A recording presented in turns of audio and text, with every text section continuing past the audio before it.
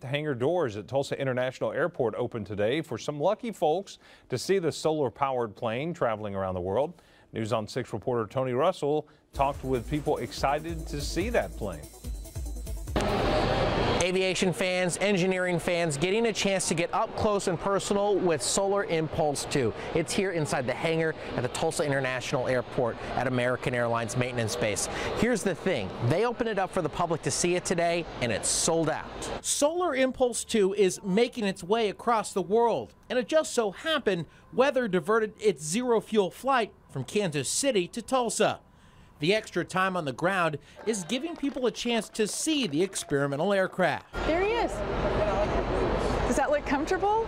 Andrea Job heard the news of the open house and jumped online to get tickets for her daughter to see the plane. Do you think it's bigger or smaller than what you thought it would be? Bigger. Yeah, I would agree. Everyone got a chance to ask the crew questions and learn more about solar-powered flight and Solar Impulse's mission. No, it's pretty short because it's very light. It's only a 2.3-ton airplane. Just getting a chance to see this aircraft is a free lesson on aerospace and engineering. I love how many solar panels are on the top. It looks cool. It's awesome. It's huge. And the flight crew telling me the first window to get out of here is on Thursday. And don't forget, they're going to have another open house on Monday. Still requires some tickets. Reporting in Tulsa, Tony Russell, News on 6. A new museum's taking shape in the middle of a Tulsa neighborhood. It's a house where scenes from the movie The Outsiders were shot. News on 6 reporter Emery Bryan has the update. It's new tonight.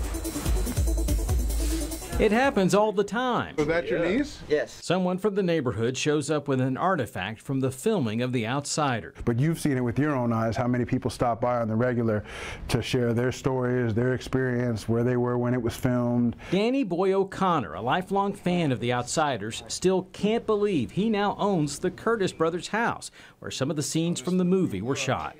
Pretty cool stuff, right?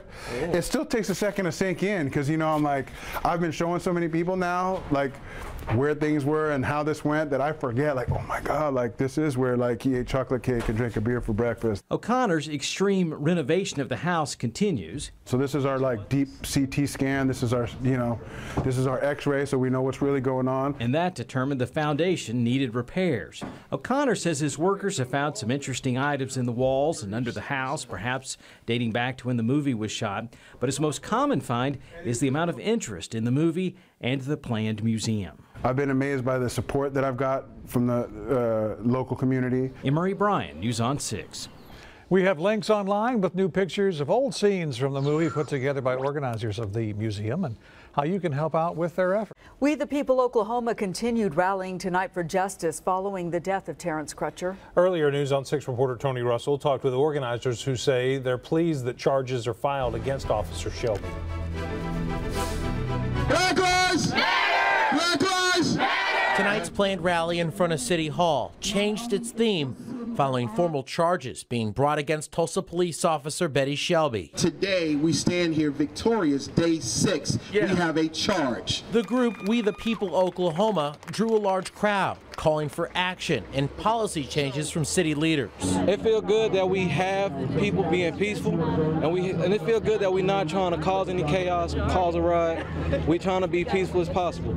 But at the same time, it takes time to heal. Not all agree with Officer Shelby's manslaughter first-degree charge. To me, honestly, it's a letdown to see it, but if some justice happened, I'll take it. Now the legal process is moving forward. I still think she deserves a trial. This is a country where you deserve to have a trial, whether or not you did good or bad. That's why we live here. Organizers feel a lot has been accomplished this week. Please understand that it takes a collective, as all of us are. So I believe that tonight, Tulsa will sit down and rest and say that our government got it right. In Tulsa, Tony Russell, News on 6. Thousands of acres burned through Osage and Washington counties as crews from nearly a dozen agencies did their best to get it under control. Well, this actually looks like a volcano. This doesn't even look like a hill in Oklahoma. High winds and dry grass kindled the fire that threatened a casino, home, cars, and wildlife. Brooke Bowman says the scene is a scary but spectacular one. It's devastating, but it's beautifully destructive is what it is. It kind of catches you in awe, but the fact that it can just destroy everything in its path it just kind of blows your mind. Since the majority of the land burned is open pasture, Osage County Emergency Manager says the wind in some areas is moving the flames as fast as 300 to 400 feet a minute. So it's scooting. I can't even keep up with it on this rough country. Up and down Highway 123 and the surrounding areas, the grass is scorched and the fire rages on. Bowman says an aunt and uncle who live nearby will have to evacuate soon if the fire gets much closer. It's going as far west as it can be, and then it's jumped Highway 123, and it's going as far east as you can see. Emergency managers say if the fire keeps spreading like this, closer to 12,000 acres will be burned before the night is over. And our other top story tonight, the water's starting to recede all over Green Country, but at least a dozen families in Mayes County are still without homes after heavy flooding from the Pensacola Dam forced them out. Police and the Grand River Dam Authority evacuated the entire neighborhood earlier this week. News on 6 reporter Annie Chang shares some of their stories. And I want to show you what some of these homeowners are dealing with. You can see some of their homes are still partly submerged. Now tonight, for the first time since they were evacuated on Monday, several of these homeowners are coming back to see their houses. One neighbor tells me it's like going to a funeral. What does it feel like to lose everything all at once? Ask the Millers, who had to evacuate their home by boat. And you have nothing. I mean, what I have, this is what I've got on. That's it. That's what I carried out of there in my purse. Butch Miller is a Baptist preacher, so he's used to being in the water, but not for this reason. He put on the waders that he usually wears for baptisms and walked through the chest-deep floodwater to get inside his home. After seeing the devastation, he regrets doing it. I wanted to see what was going on, and kind of wished I hadn't. Butch took these pictures of inside their home. He says everything on the first floor is waterlogged, even the items inside their garage. We had a library in there, and everything's gone. It's just mud and water. And Cheryl's treasured grand piano, too, is filled with water, and photographs of their family are a total loss. We've been married 48 years. And it's all back there. You know, all the possessions you own are in the house. Pictures, you know, everything is gone. The only solace, the Millers say, is that they're not alone. The entire neighborhood is in the same situation, and they have each other. This whole neighborhood, everyone is without a place to go. And we all just looked at each other like, well, where are you going? Well, you don't plan ahead for stuff like that, you know. Most of the homeowners we talked to tonight are staying with family or friends or at church camps. FEMA is expected to arrive tomorrow.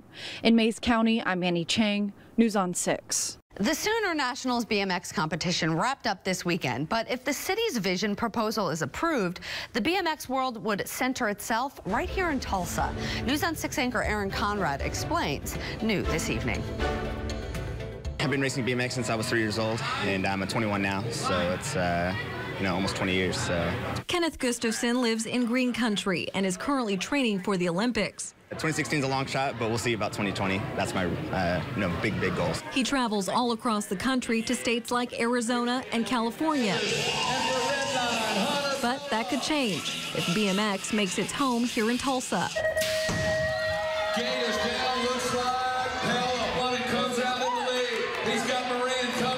Access to something like that would help, just the entire state becomes that much better at BMX. It would definitely put Tulsa on the map for sure. And that's what the Tulsa Sports Commission President Ray Hoyt is hoping for. It really checks the boxes off on vision because it's economic impact, it's a sport. It brings 55 to 70 jobs to Tulsa that weren't here before, and it generates sales tax revenue, all new sales tax revenue that wouldn't otherwise be here.